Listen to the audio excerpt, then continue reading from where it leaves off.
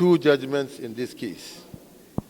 The first one made by the Federal High Court in Kano, which they are of the view that the Federal High Court does not have the jurisdiction to entertain that case. The judge in his ruling said they should revert to the State High Court for retrial, and the other two judges disagree with him. That is the case for the Federal High Court. As the case for the State High Court, all what the State High Court has done, they have nullified all the decisions of that court and asked for a retrial of the case. So we are going to look at all issues involved, and definitely on the issue of the Federal High Court, we'll go to the Supreme Court. That is definitely.